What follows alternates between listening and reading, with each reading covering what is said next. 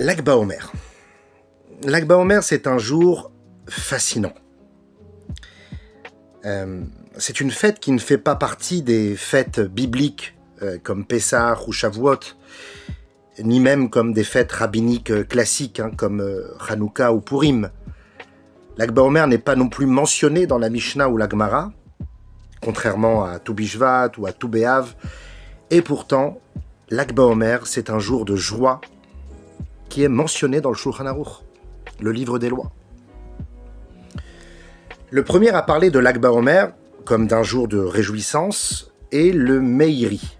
Le Meiri, c'est un des grands commentateurs médiévaux de la Gemara qui a vécu il y a environ 700 ans en Provence, en France.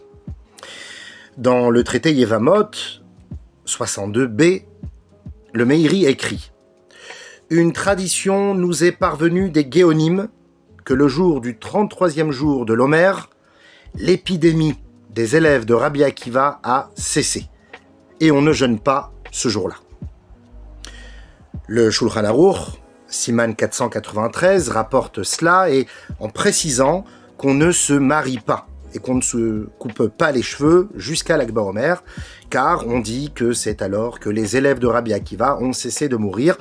On y augmente de la joie en ce jour. Mais cela soulève une question. Pourquoi se réjouir du simple fait que la mort des élèves de Rabbi Akiva s'est arrêtée? La fin de la mort n'est pas une victoire, parce que tous les 24 000 élèves sont bel et bien morts. Pourquoi se réjouir après un désastre, un massacre aussi tragique? Le Rav Chizkia da Silva, dans son commentaire Pri Hadash, pose cette question avec force. Quelle joie peut-on trouver ici à Lag BaOmer, puisqu'ils sont tous morts? Qu'y a-t-il à célébrer, dit-il? Le Gaon de Vilna apporte justement un précédent à cette idée. Dans le traité Ta'anit, les Chachamim disent qu'il n'y a pas eu de jour plus joyeux pour Israël que le 15 Av. L'une des raisons données à cette joie, le 15 Av, est que ce jour-là, les morts du désert ont cessé de mourir. Petit rappel historique, après la faute des Meraglim, des explorateurs, Hachem a décrété que tous les hommes, entre 20 ans et 60 ans, mourraient durant les 40 années du désert. Chaque année, la nuit de Tisha B'Av, 15 000 hommes s'allongeaient dans des tombes et au petit matin, on enterrait ceux qui ne s'étaient pas relevés. La dernière année, cependant, personne n'est mort. Les Juifs pensaient s'être trompés dans le calcul du calendrier. Ils ont donc recommencé le processus plusieurs nuits, jusqu'à ce qu'ils voient la pleine lune, qui était donc la preuve visible qu'on avait bien dépassé le 15 Av. Ils se sont donc rendus compte que la punition avait pris fin. Et les Chachamim ont fixé ce jour du 15 Av, Tou B'Av, comme un jour de fête, même le plus joyeux du peuple juif. Mais la raison du 15 Av, qu'on vient de citer, l'arrêt des morts du désert, n'est qu'une des 6 raisons du 15 Av.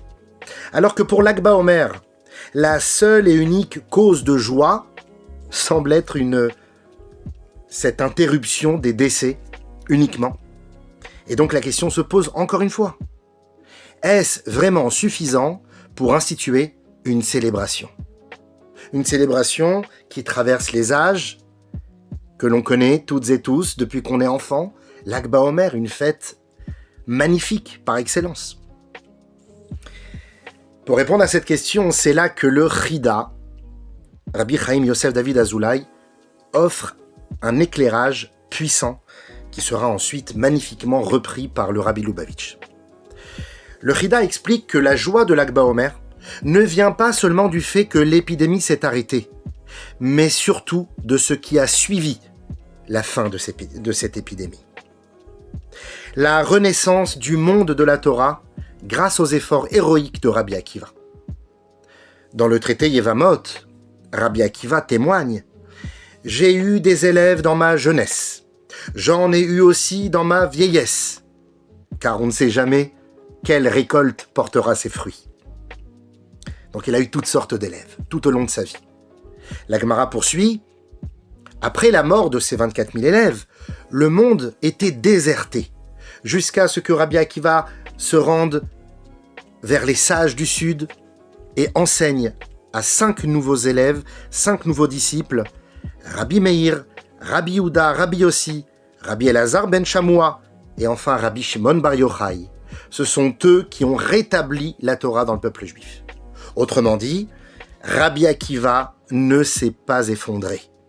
Il aurait pu dire, suite à la mort tragique de ses élèves, « J'ai tout donné, je me suis sacrifié, maintenant tout est fini. Je suis fatigué, c'est peine perdue. » Mais non. Rabbi Akiva s'est relevé.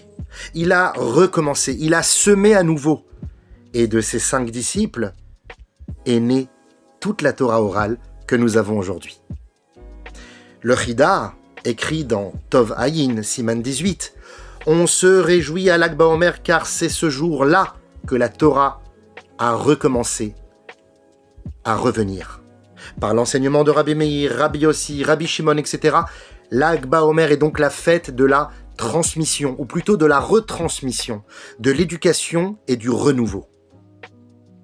C'est bien pour cela que le Rabbi Lubavitch en a fait le point de départ d'un immense projet éducatif, les fameux défilés de Lag BaOmer avec les enfants dans la rue.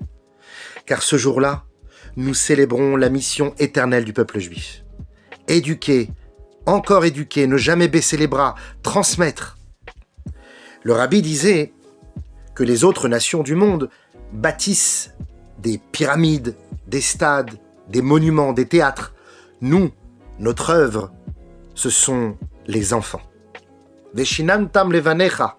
Tu enseigneras ces paroles à tes enfants dans ta maison, sur la route, partout où tu es. C'est là que réside notre éternité. Et pour toucher vraiment un enfant, disait le Rabbi, il ne suffit pas de l'instruire. Il faut le sortir dehors, au soleil, lui donner des jeux, des friandises, de la joie.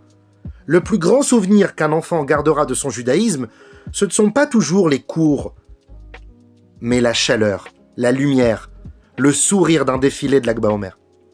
À ce propos, le Rabbi racontait l'histoire d'une femme qui a changé le monde. Madame Sarah Schneerer. Sarah Schneerer est née en 1917 à Cracovie. C'était une simple couturière qui était issue d'une famille chassidique de Belz et qui constate une catastrophe silencieuse, sociétale, au sein de la communauté juive d'Europe de l'Est. Les filles juives de Pologne étaient privées d'éducation religieuse et désertaient petit à petit la Torah.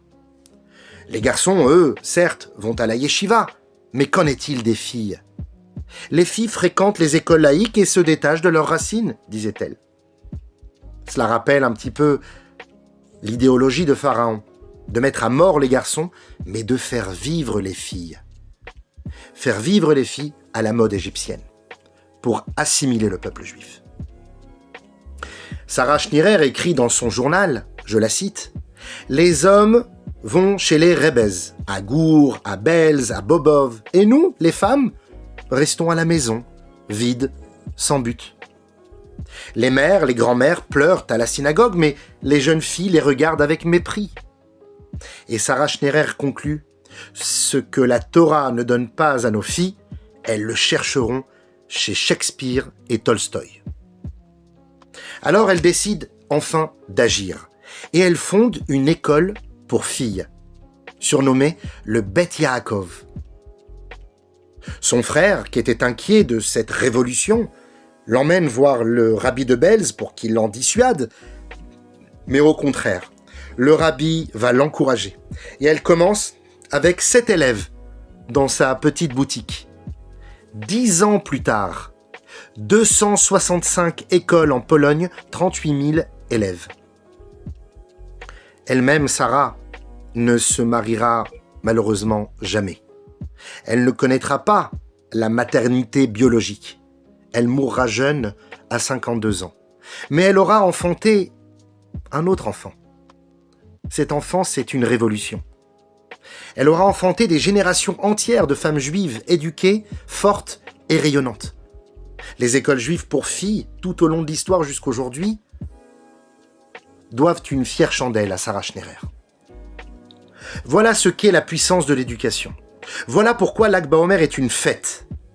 Non pas seulement parce que les élèves de Rabbi Akiva ont cessé de mourir, mais parce que ce jour-là, Rabbi Akiva a recommencé à enseigner. Et l'histoire de notre peuple a été sauvée.